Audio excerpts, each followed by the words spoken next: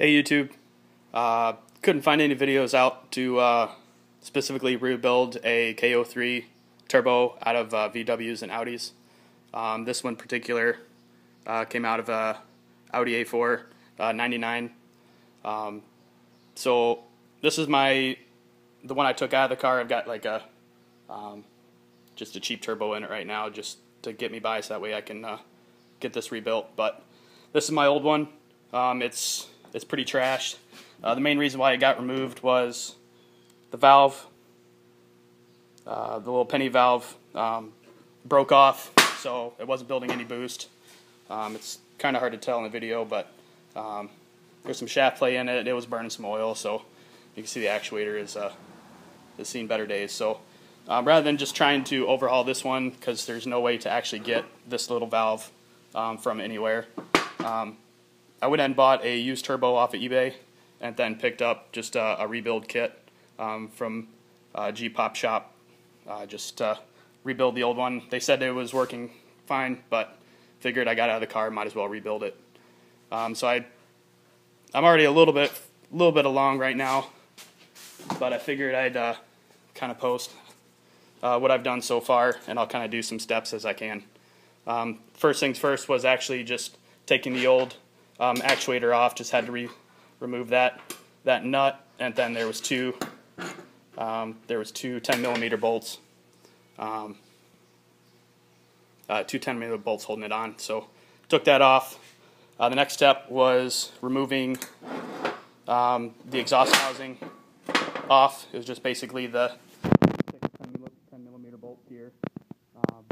Took those off, and now I've got it in two pieces. So I'm going to get these cleaned up and do the next step. Alright, so one thing I did forget to mention in the last step was to make sure before you start removing these 6 bolts, as well as the next step that I'll talk about, removing this compressor wheel, make sure you mark the orientation of everything. It's going to be kind of hard to see in the video, but I made a couple punch marks here in relation to the actual compressor case itself. It's gonna be kind of hard. Let me see if I can get them to show up. But I've got a couple punch marks here and here, just to make sure everything stays lined up. Also have a punch marks on the exhaust side. I've got one there, kind of make out one there, and as well as I made the adjoining marks here and here, just to make sure everything stays and goes back together in the right orientation. So the next step was to remove these two 10mm bolts here that was holding the compressor wheel on to the actual center section. So once I removed those, I used a 2-prong gear puller, as well as some heat. So what you did is put this in a vise on this nut here, just to make everything secure. And then I used a 2-prong gear puller as well as a little bit of heat to remove the outer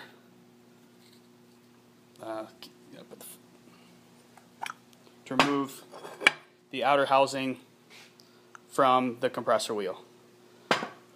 There's this, you can kind of see the remaining residue here. This is kind of a sealer that they do from the factory when they assemble these, that you have to heat it up to kind of loosen this up to take it off. So I just use a little bit of heat just kind of around here with some oxygen acetylene torches or a butane tank will work as well. The next step is actually removing the compressor wheel. Again, with kind of similarly with the outside housings, you want to make sure these turbines and shaft and everything is all balanced. You want to make sure everything goes together the way it got taken apart, just to make sure everything stays in balance. So you can kind of see I made some scribe marks, and I always have a habit of making two scribe marks whenever I do.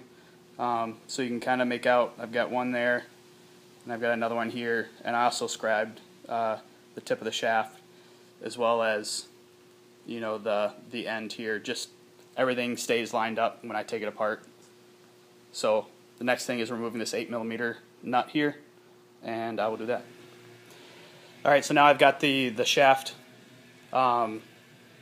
So what I ended up doing, just to note, this nut that was holding on the compressor wheel is a left-hand thread, so make sure you are going the opposite direction that you typically would whenever you're removing it. So what I've got is, you know, so I've got it apart. So the next step is, which I'm actually glad, because you can see here I've got a whole bunch of corrosion and nastiness kind of on the back side here.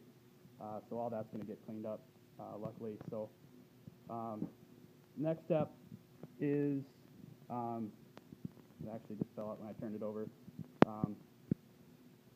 That little washer was in there. It's just set in there. Just pull that out. It's nice just to have everything, you know, keep everything organized in the order it came out. Be easier to put it back together. So this was just kind of a seal that was sitting on the back side here, so that'll sit there. So the next thing, you might need to take a magnet, but there's, you know, it's just set in there. It's just almost like a thrust washer, I believe. Take that there, and then there's just another little thrust bearing, I should say, just sitting inside. So go ahead and take that out. Next thing is there is a C-clip inside of here, actually holding in the bronze bushing inside. So the next step is to actually remove that C-clip. You can kind of see the opening there, to get the rest of the bearings out. Alright, so now I've got that little C-clip out. The next step, with a magnet, there's kind of like the bearing holder in there. You can see I've just got a magnet here. It just sits right in. You can see the grooves in the clip that actually sit inside to orient the bearing. So the next step, you should just be able to either turn it over, or you can kind of see deep down in there. You may need to take, you know, like a small screwdriver or something like that to push on the back side. It may not directly come out, but let me see if I can. So luckily mine just slides right out, and there's kind of like the oiler, where the actual shaft of the turbine comes through, and that's it. Now this thing is completely apart, so now what I'm going to do is just go through and just some carb cleaner, a little bit of a SOS pad on some of the spots, and just completely clean all the pieces up. Just that way it's all sanitary as I put everything back together.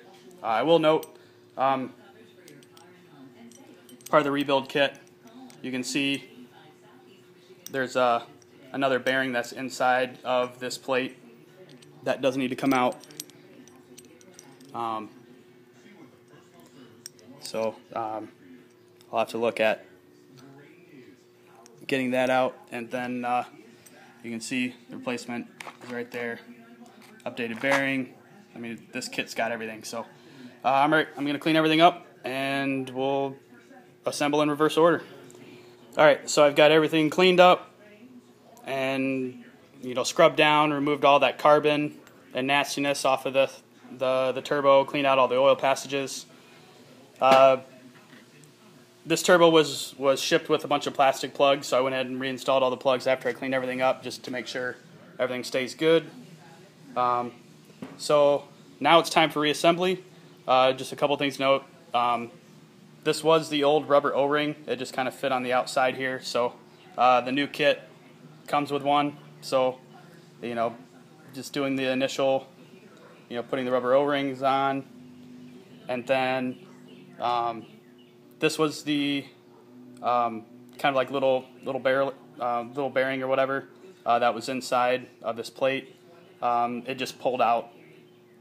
So what I'm going to do is take the new one as well as the little bit of like a thrust bearing. I'm going to put it on to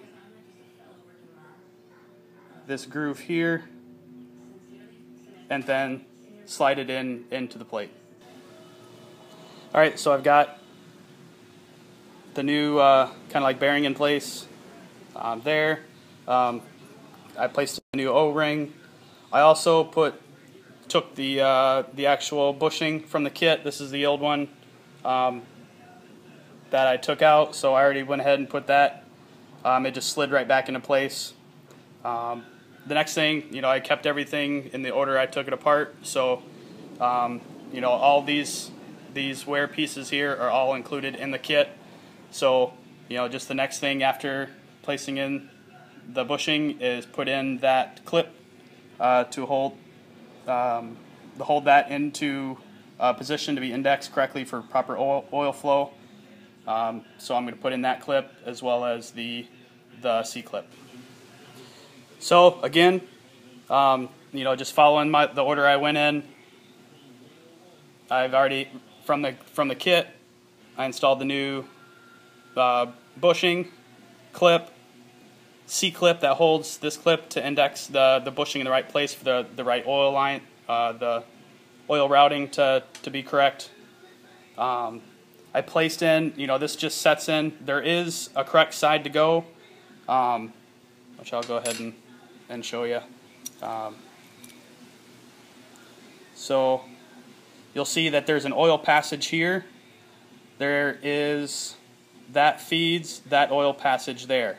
You don't want to put in this way because then you'll block off that oil passage and things will be bad.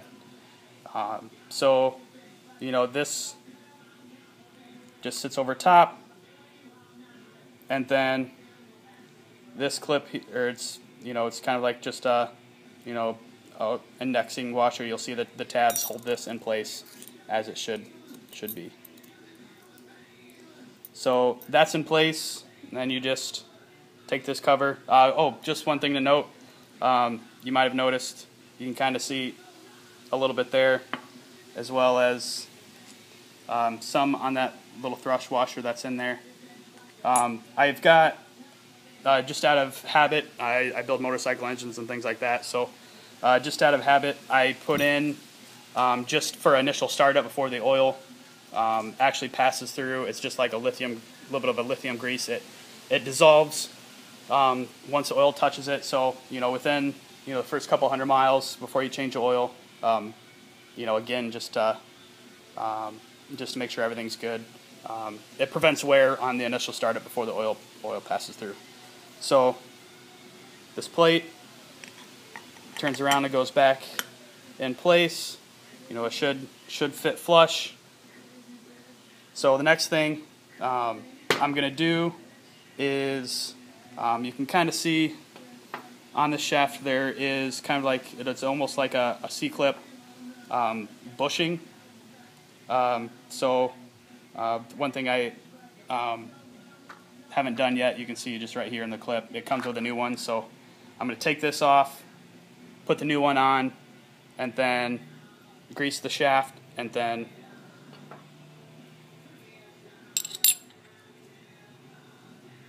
actually put it in place. So that's where the next step will be. So I've got the new kind of thrust bearing, or kind of pinch bearing in place. I'm not really sure what the right term is. It was actually a good thing to remove the old one because there was still some of that carbon buildup. If you guys rewind back, you'll see that there was a whole bunch of carbon buildup. Kind of on top of this, from underneath here, all this was just filled with just a whole bunch of nastiness. So there was still some of that black carbon buildup underneath that bushing there, as well as you can kind of make it out. It looks like there's like a bit of an oil, a ring for oil to hold into place. I didn't scrape that out good enough. So it's really important to make sure everything is all 100% clean whenever you do put it back together. It'll last a lot longer. So just putting it in place. So I've got the kind of the center housing in the vise. I just have it just on the nut here. Whenever you take it apart, you know, you'll have to put it in a vise like this. You really want to make sure it's in there well. You don't want this, you know, falling on the ground, breaking off one of the fins. You don't want to break off any of the fins, you know, with it falling out of your vise. So really make sure it's in there good. So what I end up doing, you know, the compressor wheel went on pretty easy. So now, you know, just to make sure it's on there tight, I just have a small socket, and then, you know, just kind of tapped it just slightly, just to make sure it's all the way tight. You know, you don't need to really, you know, tighten it down, because that's what the nut's for. So remember, you know, again from the beginning of the video, really make sure that it's not really coming out well here, but you know, make sure, you know, you make good marks, and you can see them. You can see the mark here on the actual compressor wheel, and you can't quite make it out, but also it's lined up with the mark actually on the shaft itself. So the next thing to do is actually tighten down the nut. The kit comes with a new nut, so, you know, might as well use the new stuff. So remember, reverse threads. So you'll actually see, you know, I'm actually turning it to the left to tighten it down. So now it's actually time to tighten this up. All right, so I kind of jumped ahead a little bit, but so that nut that's on the end of the compressor wheel there, that gets torqued down to 28 inch-pounds plus an additional eighth turn. So once you got that, everything should spin freely, you know, with no end play or anything like that. So after you clean this outer compressor housing, you know, I basically took a little bit of an SOS pad and some carb cleaner, and you can blew it out with air. You know, got everything put together. You know, I've got just the screws loose at the moment, but just making a note. You can the camera won't focus, but you can see I've got a couple punch marks here. I also have punch marks lined up on the center housing here. Again, don't quite make out, but you know, it's really important to make sure you maintain everything lined up as you take it apart, and before you loosen anything, actually start making your marks. So now I'm going to go ahead and tighten these down. The center section slipped in pretty well. I did take a bit of a plastic mallet and just kind of tapped around the edge, just to make sure it's seated. And I'm going to tighten these down a little bit. And again, I'm going to take that plastic mallet and just kind of hit along this edge just to make sure everything's seated correctly before I put the exhaust side on. All right, guys, kind of on a home stretch here.